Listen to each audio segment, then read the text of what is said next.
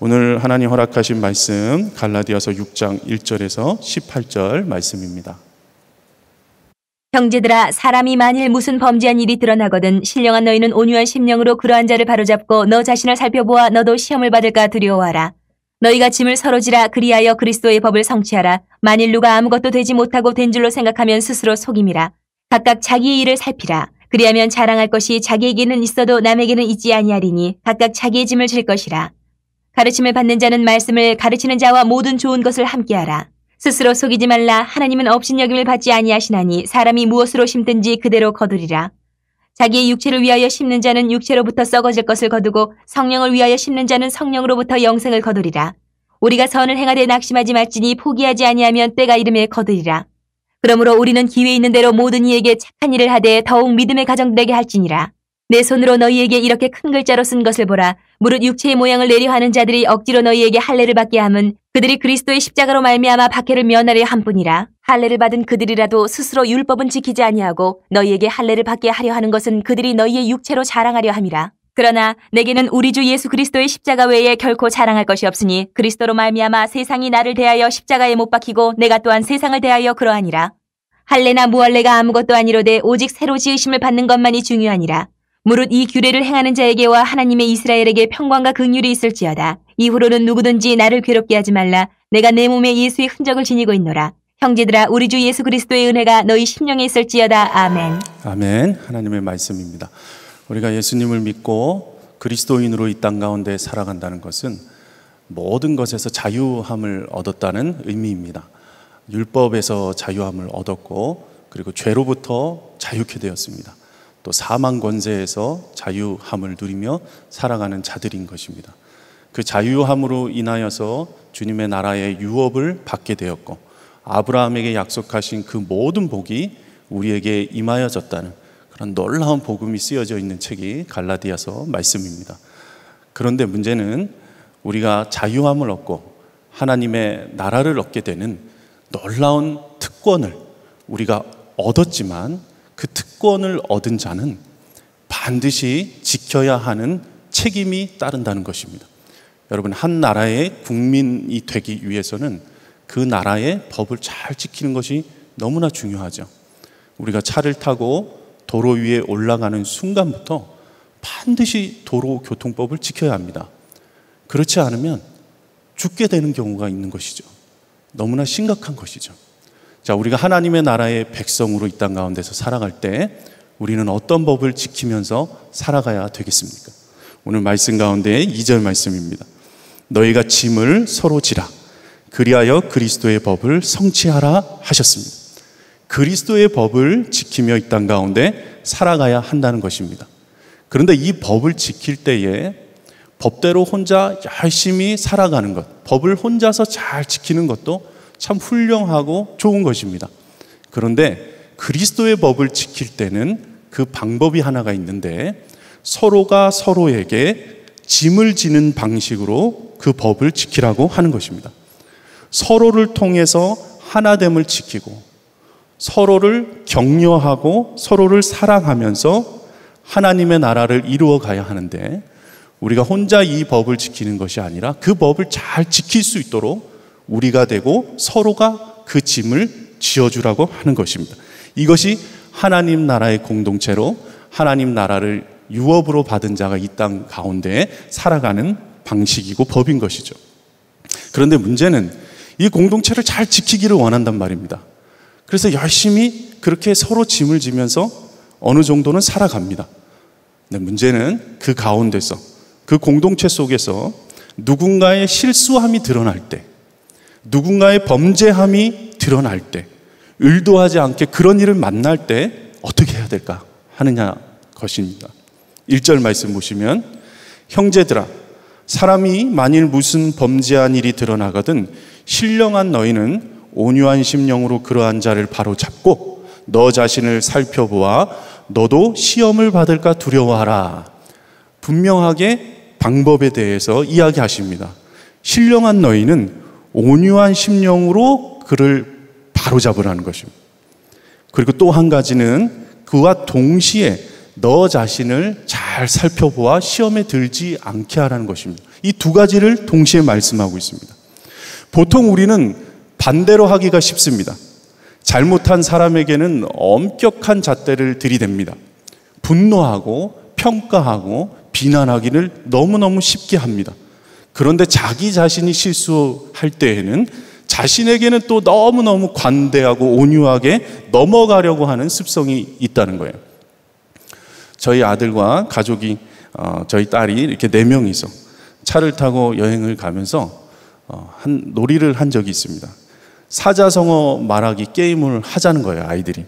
누군가 사자성어를 하나 말하면 그 사자성어의 뜻을 이렇게 말하는 그런 게임을 하면서 차를 타고 간 적이 있습니다. 지피지기, 타산지서, 이런 쉬운 사자성어들을 얘기하는 거예요.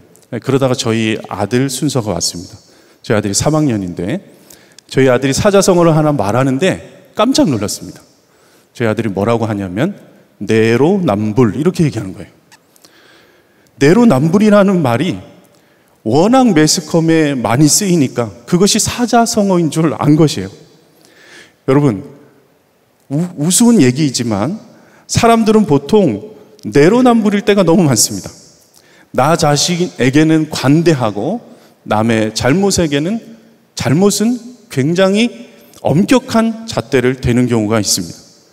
누군가의 죄가 드러나기 시작하면 뒤에서 수군거리고 그리고 SNS에 올립니다.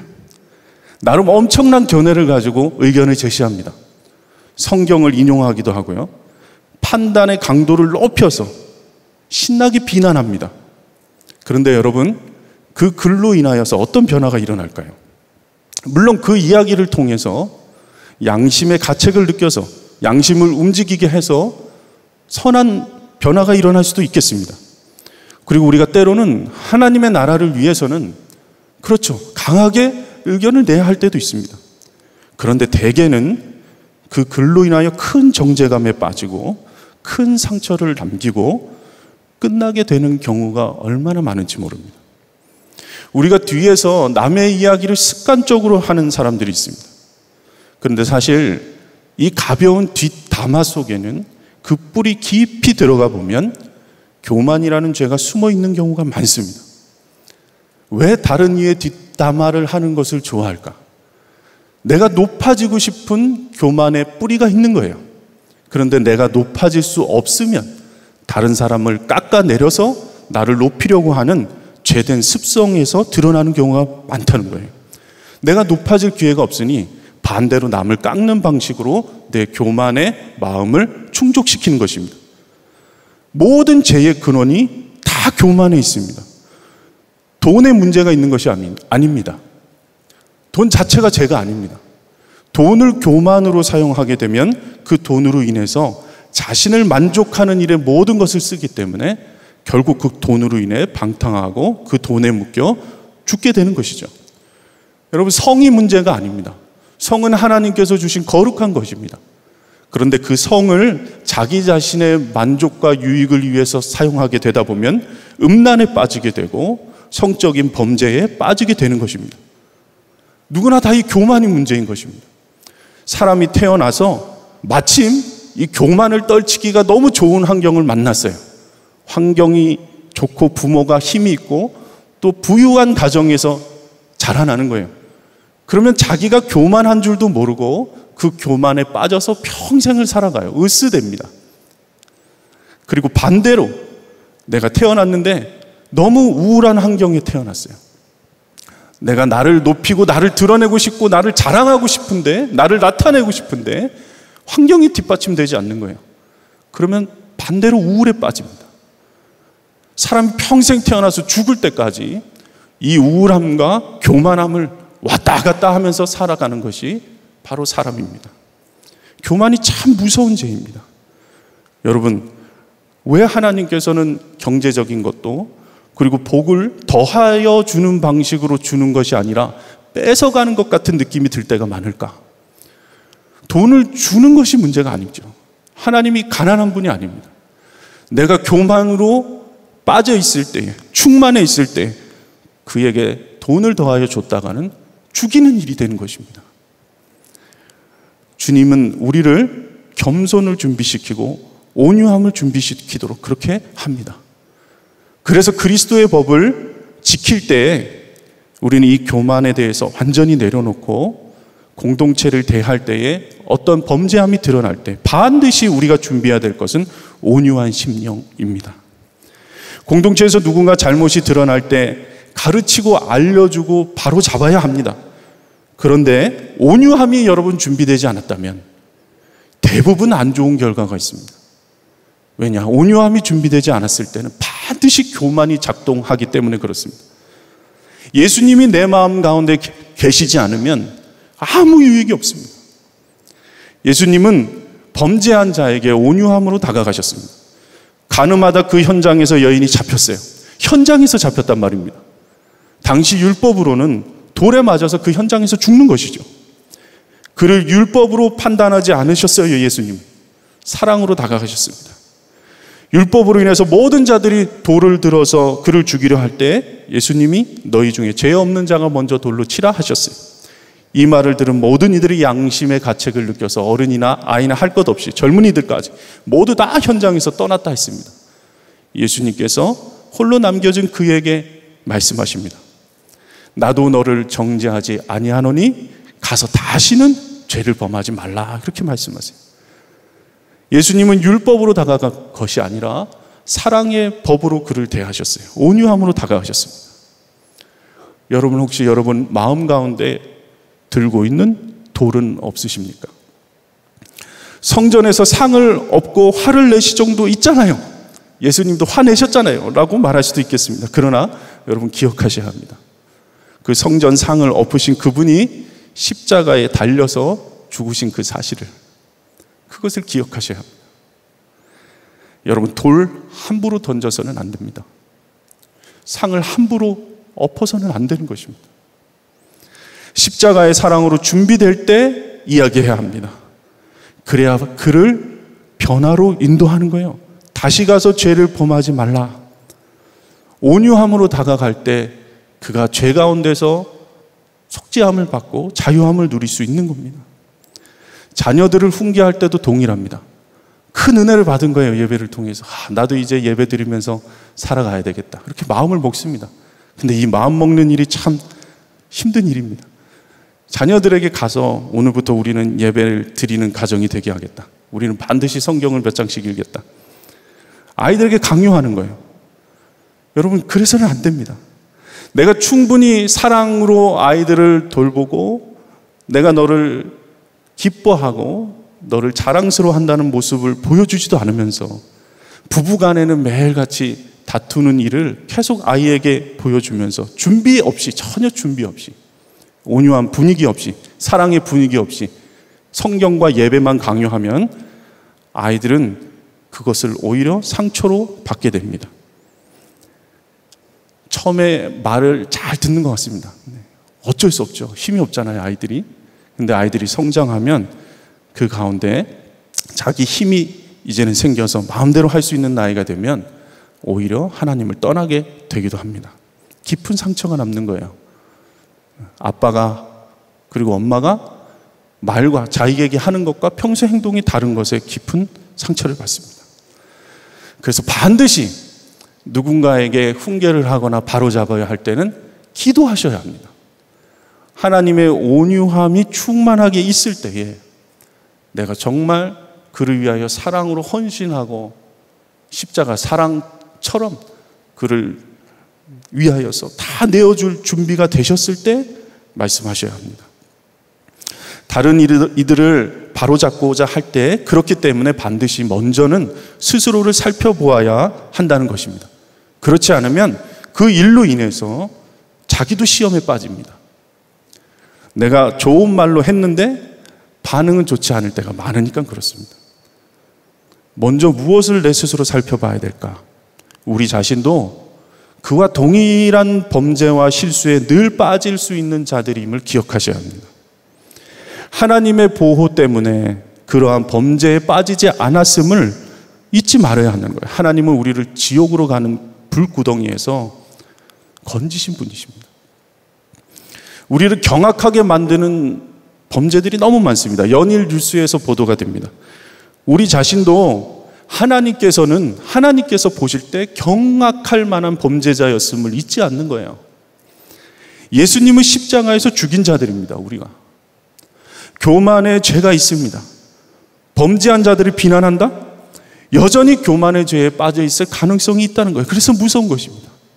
하나님이 보시기에 가장 무서운 죄의 상태에 있는 것이요, 교만에 빠진 것입니다. 오스왈드 챔버스 목사님은 이렇게 이야기하셨습니다. 범죄로 쓰러진 영혼을 볼 때 영적 우월감에 빠져서는 안 됩니다. 주의 보혈로 거룩하여진 사람들은 자신의 정결을 바라보지 않고 자신을 정결케 하신 주님을 바라보는 자들입니다. 언제나 주님의 보혈로 내 자신과 모든 사람을 볼 수 있도록 훈련하십시오. 여러분, 십자가 외에는 아무것도 자랑할 것이 없는 자들입니다.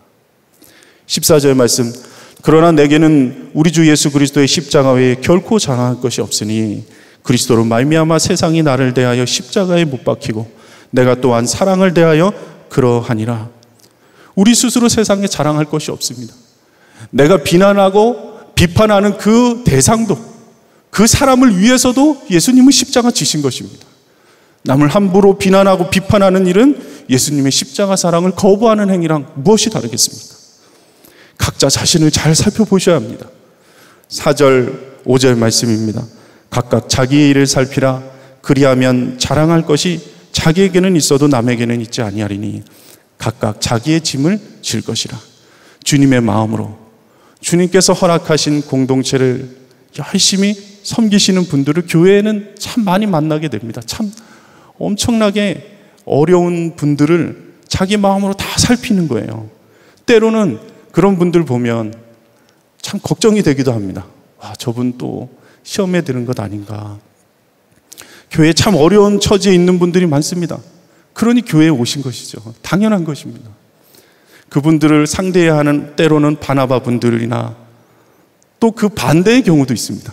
연약한 바나바를 만나게 되는 경우가 또 있습니다. 속장님들이나 리더들이나 지역장님들 볼 때 와, 저분의 짐이 너무 무거운 것은 아닌가 걱정이 될 때가 있습니다. 그런데 오히려 그렇게 고백하시더라고요. 나 자신을 이렇게 변화시켜 주신 주님께 그저 감사할 따름이라는 거예요. 제가 연약한데 저도 하나님께서 써주신다면 꼭 이 섬기는 일을 계속하고 싶습니다. 그렇게 오히려 고백하시더라고요. 여러분, 서로의 짐을 지는 것이 너무너무 힘든 일이기도 합니다. 도망가고 싶기도 하고 떠나고 싶기도 합니다. 그러나 너무 중요한 것 한 가지는 우리가 서로의 짐을 지되 반드시 끝까지 인내하고 지켜야 합니다. 7절에서 10절 말씀입니다. 스스로 속이지 말라. 하나님은 업신여김을 받지 아니하시나니 사람이 무엇으로 심든지 그대로 거두리라. 자기의 육체를 위하여 심는 자는 육체로부터 썩어질 것을 거두고 성령을 위하여 심는 자는 성령으로부터 영생을 거두리라. 우리가 선을 행하되 낙심하지 말지니 포기하지 아니하면 때가 이름에 거두리라. 그러므로 우리는 기회 있는 대로 모든 이에게 착한 일을 하되 더욱 믿음의 가정들에게 할지니라. 아멘입니다. 지금은 도무지 회복될 기미가 보이지 않는 자들이 만나게 됩니다. 함부로 말을 하고 계속해서 사람을 비난하고 비판하고 아무리 섬겨도 나아질 것 같지 않은 마음의 병이 있는 분들도 너무나 많이 만나게 됩니다. 왜 그 짐을 우리가 져야 합니까? 그런데 오히려 서로 짐을 지는 일을 통해서 서로가 서로에게 겸손해지고 예수 그리스도의 사랑으로 온전케 되고 세워지는 것을 보게 되는 경우가 너무 많습니다. 여러분, 서로가 짐을 지되 끝까지 하셔야 합니다. 반드시 포기하지 않으면 때가 이를 때에 열매를 맺게 될 것입니다. 인내할 때마다 상처를 안는 것 같아요. 아프기도 합니다. 또 참아야 됩니까? 언제까지 받아줘야 합니까? 도무지 받아들이지도 못하고 도망가고 싶을 때가 참 많습니다. 그러나 기억하셔야 됩니다. 그 상처가 그냥 단순히 상처로 남는 것이 아니라 그 상처는 예수님 앞에 가면 예수 그리스도의 흔적으로 남는다는 사실을 여러분 기억하셔야 됩니다. 17절 말씀에 이후로는 누구든지 나를 괴롭게 하지 말라. 내가 내 몸에 예수의 흔적을 지니고 있느라. 그냥 상처만 받은 줄 알았어요. 서로의 짐을 지다가 나는 잘못한 것이 없는 것 같은데 그 사람으로 인하여서 계속해서 상처만 남는 줄 알았어요. 계속해서 두드려 맞고 계속해서 아픔을 지니고 살아가야 된다고 손해보는 것 같은 느낌이 너무 많이 들 때가 있습니다. 그런데 그 생긴 상처가 주님께 가면 예수님을 닮았구나 하는 예수 그리스도의 흔적으로 받아주신다는 거예요. 내가 있는 상처인데 너도 있구나. 예수님에게 상처가 있잖아요. 흔적이 있잖아요. 십자가의 흔적이 예수님께 있는 거예요. 그래서 사랑으로 남은 상처는 반드시 예수님께서 보시고, 그리고 예수님께서 오히려 너무너무 우리를 기뻐하고 고마워할 만한 상처라는 것을 잊지 마셔야 됩니다. 여러분, 예수님이 여러분 알아볼 만한 상처가 있으십니까? 예수님을 닮은 자들, 예수님과 하나가 된 자들, 우리가 끝까지 인내하고 포기하지 않는 것, 그것이 바로 예수님의 흔적을 가진 자들의 삶인 것을 여러분 잊지 않게 되기를 바랍니다. 하나님 나라 가서 예수님을 대면하여서 만날 때 주님께서 너무너무 감사하다, 고맙다, 너도 나를 닮았구나, 내가 있었던 이 상처 너도 동일하게 있구나, 그렇게 우리를 안아주시고 위로하실 것입니다. 여러분, 오늘 말씀을 붙들고 두 번 함께 기도합시다. 먼저 1절 말씀, 형제들아 사람이 만일 무슨 범죄한 일이 드러나거든 신령한 너희는 온유한 심령으로 그러한 자를 바로잡고 너 자신을 살펴보아 너도 시험을 받을까 두려워하라. 내게 맡겨주신 하나님, 그 영혼들과 가족들이 있습니다. 온유함으로 대해야 돼. 끝까지 포기하지 맙시다. 끝까지 인내합시다. 나 자신에 대해서는 엄격하게 십자가 앞에서 주님께서 허락하신 법을 지키면서 시험에 빠지지 맙시다. 우리가 이 말씀을 붙들고 함께 주님의 이름 부르시고 기도하겠습니다. 주여, 주님 아버지 인도하여 주셔서 감사합니다. 아버지, 주님 아버지 역사하여 주셔서 하나님, 사람의 아버지 실수가 드러났을 때, 아버지 하나님 도저히 감당할 수 없는 어떤 범죄한 사실이 드러났을 때 신령한 우리가 온유한 심령으로 다가가게 되기를 원합니다. 주 예수님, 온유함이 준비되지 않았을 때, 사랑이 준비되지 않았을 때는 말하지 않게 하시고, 아버지 하나님 기도하게 하시고, 아버지 하나님께서 주신 지혜로 주님께서 허락하신 마음으로 살피게 인도하여 주시옵소서. 자녀들을 양육할 때, 그리고 부부의 관계 속에서 아버지 하나님께서 허락하신 모든 관계 속에서 주 예수님의 마음으로 온유함으로 다가가게 인도하여 주시옵소서. 우리가 너무나 부족하고 연약하지만 주께 주시는 은혜로 이 땅 가운데 살아가는 자임을 잊지 않게 하여 주시옵소서.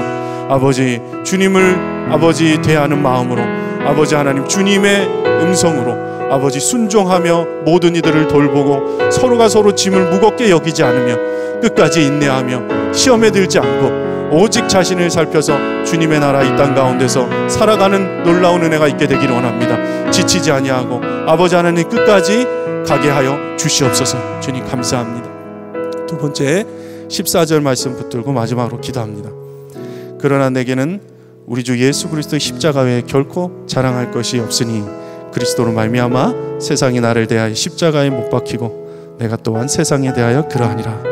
여러분, 주님 앞에 가서 자랑할 만한 십자가의 흔적이 있으십니까? 예수님의 흔적이 있으십니까? 여러분, 우리에게는 예수님의 십자가 외에는 아무것도 자랑할 것이 없는 자입니다. 오직 나는 죽고 예수로 사는 자로 살게 하소서. 그리스도의 흔적을 가진 자가 되게 하여 주시옵소서. 주님 이름 부르시고 기도하겠습니다. 주여, 아버지 십자가를 자랑하며 주님께서 허락하신 십자가의 흔적을 아버지 하나님 이 땅 가운데 가지고 살아가도록 인도하시고 함께하여 주시옵소서. 아버지 역사하여 주시옵소서. 아버지 하나님 우리 삶 가운데 찾아와 주셔서 우리를 사랑하신 놀라운 그 큰 사랑, 아버지 하나님 자신의 아들을 내어주시고 우리의 목숨을 살리신 그 놀라운 아버지 하나님의 그 은혜와 사랑 안에서 우리가 살게 하여 주시옵소서. 주 예수님 그리스도의 법을 지키며 이 땅 가운데서 살아갈 때 하나님께서 허락하신 서로의 짐을 지는 공동체를 허락하여 주신 것 너무나 영광이고 너무나 감사입니다. 아버지 하나님께서 보내주신 아버지 하나님 한 영혼을 주님의 마음으로 돌보게 하시고, 아버지 서로 짐을 지되 주님의 사랑으로 짐을 지게 하시고, 나의 교만으로 이 땅 가운데 반응하지 않도록 주께서 역사하시고 함께하여 주시옵소서. 우리가 걸어가는 모든 발걸음 가운데 주님과 동행해 아버지 기쁨의 눈을 열어주시고 믿음의 눈을 열어주시게 되기를 원합니다. 아버지 이 갈라디아서 말씀을 통하여서 우리 가운데 말씀하신 주의 음성을 이제는 듣고 아버지 믿음으로 살아내는 자가 되기를 원합니다. 예수 그리스도의 십자가를 지닌 자로 아버지 끝까지 인내하고 사랑하는 자로 그렇게 살게 역사하여 주시옵소서. 주님께 모든 영광을 올려드립니다.